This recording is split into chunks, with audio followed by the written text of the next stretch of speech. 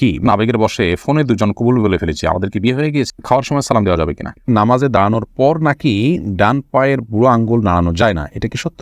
অনেক বয়স হওয়ার পরও আমার বড় ভাই বিয়ে করছে না, পরিবার চাচ্ছে আমাকে বিয়ে করাতে, কিন্তু আমি সমাজের মধ্যে লজ্জিত হয়ে যাচ্ছি, আমার কি করণীয়? আমার মেয়ের বয়স 3 বছর, সে আমার নামাজের আদায়ের সময় বারবার সামনে আসে, তাতে কি গুনাহ হবে? আমার নামাজ নষ্ট হবে কিনা? মৃত ব্যক্তির জন্য দোয়া করার সুন্নাহ পদ্ধতি, চোখের পাতায় আইলাইনার দেওয়া জায়েজ হবে কিনা? আমার ছোট বাচ্চা ঘন ঘন দুধ বমি করে, ছোট বাচ্চার এই বমি গায়ে লাগলে সে কাপড় কি নামাজ হবে? নিজের ছেলেকে আব্বু এবং মেয়েকে আম্মু সম্বোধন করে ডাকা যাবে কিনা? ঘুষ দিয়ে চাকরি নিলে সারা জীবন ইনকাম কি ঘুষের টাকার মতো হয়ে যাবে? আমাদের দেশে সচরাচর দেখা যায় মৃত ব্যক্তিকে গোসল দেওয়ার পর গোসল দেওয়ার স্থানে 41 দিন পর্যন্ত কাউকে যেতে মানা করা হয়, সেখানে সন্ধ্যাবেলা 41 দিন পর্যন্ত আগরবাতি বা মোমবাতি জ্বালানো হয়, এটা কি শরীয়ত সম্মত? ফজর নামাজের আজানে আসসালাতু খায়রুম মিনান নাওম বলার সময় আমরা উত্তরে কি পড়ব? চলুন তাহলে আর বিলম্ব না করি, ইতিমধ্যে যে সমস্ত প্রশ্ন আমাদের কাছে এসে পৌঁছেছে সেগুলোর উত্তর দেওয়ার পালে আমরা প্রবেশ করি। এসেছ রুবেল, আপনি জানতে চেয়েছেন এডি থেকে নামাজে দাঁড়ানোর পর নাকি ডান পায়ের বুড়ো আঙ্গুল নাড়ানো যায় না, এটা কি সত্য? না, এরকম কোনো কথা আমাদের জানা নেই, প্রয়োজন হলে নাড়ানো যেতে পারে। এস এ হাবিব, আপনার প্রশ্নটি আপনি লিখেছেন নিজের ছেলেকে আব্বু এবং মেয়েকে আম্মু সম্বোধন করে ডাকা যাবে কিনা? স্নেহের জায়গা থেকে বা মমতা করে তাদেরকে আব্বু বা আম্মু ডাকতে কোনো অসুবিধা নেই, এটা রূপকর্থে আব্বু আম্মু ডাকা হয়।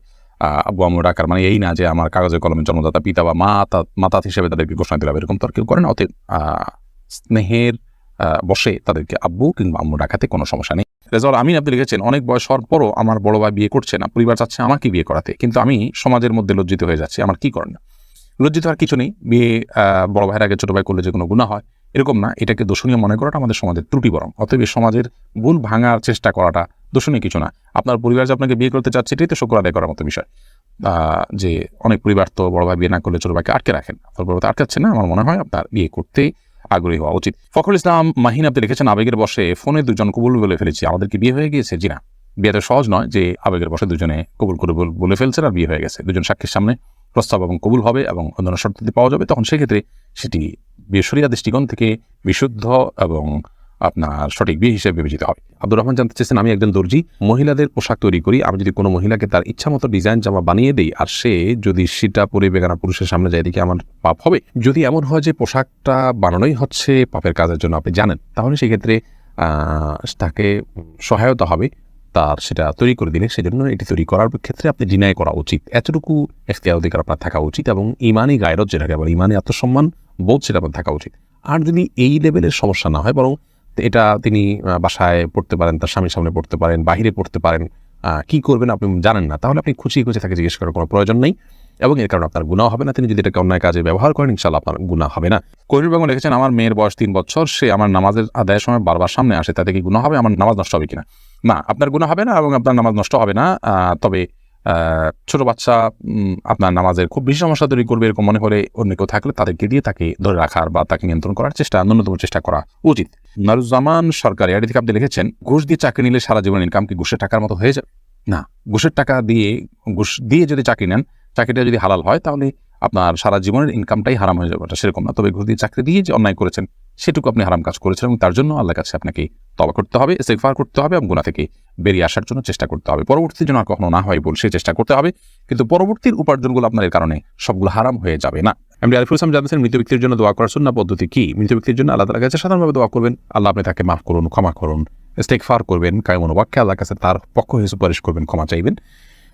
এসএইচ রুবেল, এছাড়া বিশেষ কোনো পদ্ধতি নেই, একত্র হতে হবে, লোকজন জড়ো করতে হবে, হুজুরদেরকে নিয়ে আসতে হবে, এমন কোনো কথা কোরআন হাদিসে আমাদেরকে বলা হয়নি। এইচএস সাথে আপনি লিখেছেন পার্লারে কোকড়া চুল সোজা করলে কি গুনাহ হবে? কোকড়া চুল আপনার যদি মনে করেন যে এটা আপনার সৃষ্টিগত একটা সমস্যা, আপনার এটা রোগের মতো অস্বাভাবিকতা আছে এর মধ্যে, তাহলে সেক্ষেত্রে এটা সোজা করার জন্য আপনি চেষ্টা করলেন এবং ব্যবস্থা নিলেন, তাতে ইনশাআল্লাহ গুনাহ হবে না। আশরাফুল হক শুভ, আপনি জানতে চেয়েছেন আমাদের দেশ সচরাচর দেখা যায় মৃত ব্যক্তিকে গোসল দেওয়ার পর গোসল দেওয়ার স্থানে 41 দিন পর্যন্ত কাউকে যেতে মানা করা হয়, সেখানে সন্ধ্যাবেলা 41 দিন পর্যন্ত আগরবাতি বা মোমবাতি জ্বালানো হয়, এটা কি শরীয়ত সম্মত? কোনো জায়গায় মৃত ব্যক্তিকে গোসল দেওয়া হলে সেখানে এই প্রথাটি আমাদের সমাজে অনেক ক্ষেত্রেই প্রচলিত আছে যে আগরবাতি বা মোমবাতি ইত্যাদি সেখানে আপনার জ্বালানো হয় এবং সন্ধ্যাবেলা 41 দিন পর্যন্ত এই কাজটি করা হয়, কেউ সেখানে যেতে চাইলে নিষেধ করা হয়। এটি সম্পূর্ণ কুসংস্কার এবং এ ধরনের বিশ্বাসগুলো শিরকি বিশ্বাস, কুসংস্কারচ্ছন্ন বিশ্বাস।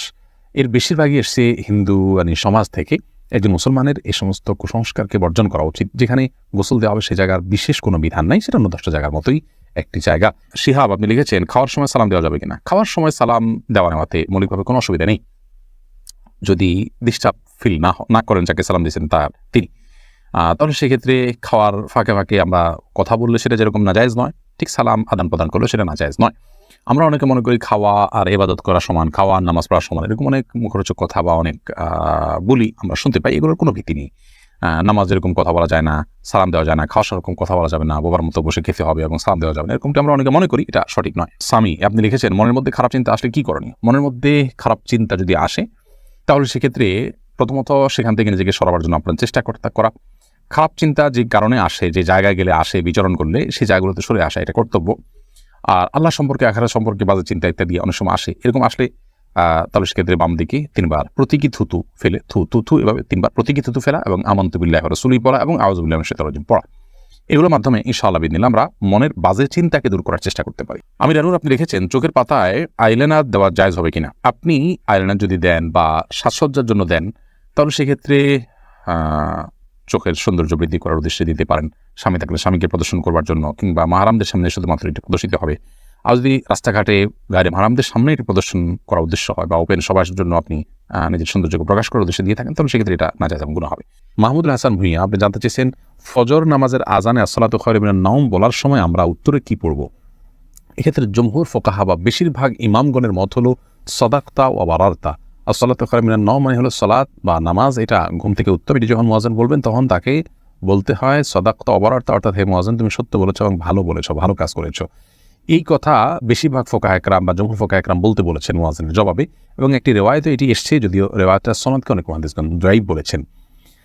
আর এই কারণে অন্য একদল উলামা একরাম বলেন যে আসসালাতু খায়রুম মিনান নাওম যখন বলবো আমরা, মুয়াজ্জিন যখন আসসালাতু খায়রুম মিনান নাওম বলবে আমরাও আসসালাতু খায়রুম মিনান নাওম বলবো। এর কারণ হলো যে আসসালাতু খায়রুম মিনান নাওম এই বাক্যটি মুয়াজ্জিনের বাক্য, আর এক্ষেত্রে নবী আলাইহিস সালামের সাধারণ যে নির্দেশনা বুখারী মুসলিমে আসছে যে ফাকুলু মিসলা মা ইয়াকুলু ইযা সামি'তুমুন নিদা, যখন তোমরা মুয়াজ্জিনের আযান শুনবে ফাকুলু মিসলা মা ইয়াকুল মুয়াজ্জিন, তখন মুয়াজ্জিন যা বলবে হুবহু তোমরা তা বলো। শুধুমাত্র হাইয়া আলাস সালাহ হাইয়া আল ফালাহর মধ্যে নবী আলাইহিস সালাম হাদিসে লা হাওলা ওয়া কুওয়াতা ইল্লা বিল্লাহ বলতে বলেছেন, অতএব দুইটা বাদে বাকি সবগুলোতেই ওই হাদিসের সাধারণ যে নির্দেশনা সেটা অনুযায়ী আসসালাতু খায়রুম মিনান নাওম শুনলে আসসালাতু খায়রুম মিনান নাওম অর্থাৎ হুবহু এটা অনুকরণ করার নির্দেশনা দিয়ে থাকেন। আবু রেজা ইনুর আপনি লিখেছেন আমার ছোট বাচ্চা ঘন ঘন দুধ বমি করে, ছোট বাচ্চার এই বমি গায়ে লাগলে সে কাপড় কি নামাজ হবে? বাচ্চা যদি বমি করে এবং সেটা আপনার কাপড়ে লেগে যায়, অবশ্যই যে অংশে লাগবে সে অংশ নাপাক হবে, অংশ আপনি ধুয়ে ফেলবেন, বাকি কাপড় পাক আছে বাকি থাকবে, যেটুকু লাগবে সেটুকু ধুয়ে ফেললে পাক হয়ে যাবে।